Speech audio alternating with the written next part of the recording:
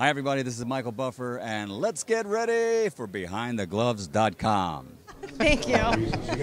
Hey, fight fans, it's Michelle Joy Phelps, and I'm joined right now by Oscar De La Hoya, who's the promoter to David Lemieux. Tonight, obviously, David lost, and it seemed as though he had a really difficult time adjusting to Triple G's power and his jab. Why do you think that was? Wonderful jab.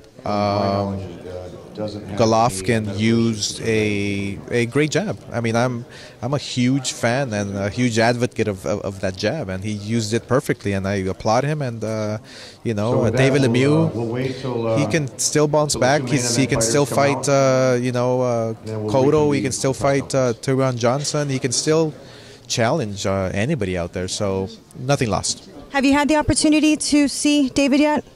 No, just up in the ring. Should we get the Canelo Triple G matchup, how do you see that playing out?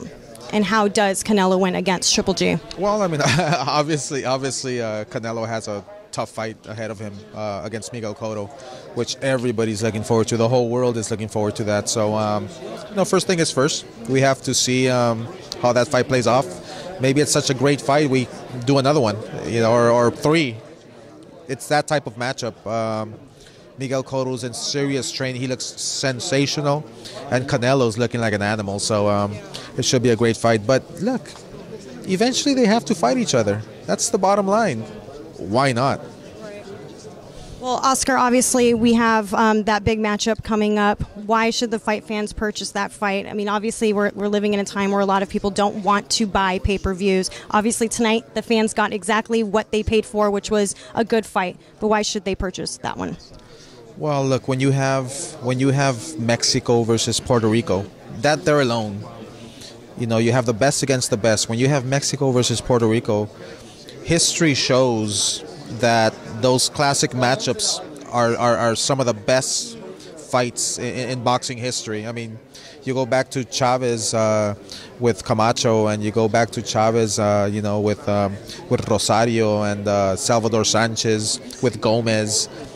And so on and so on. So there's a lot of pride at stake, country versus country, and the people know this is the best against the best at 160. So it's going to be fun. People don't want to miss this fight. Have you been able to go into camp and see how everything's looking? He looks incredible. I mean, that's all I can say. He looks amazing. I mean, he's for the first time in his entire career that we've been promoting him. I was impressed with his footwork, impressed with his speed. We know he can hit hard. We know he has the punch, but he was very fast. He's looking better and better every single fight. Have you actually had the opportunity to get in the ring and just sort of... No, I don't think I would like to. I think what people forget is that he just turned 25 years old. He's a baby. He's just coming into his man strength.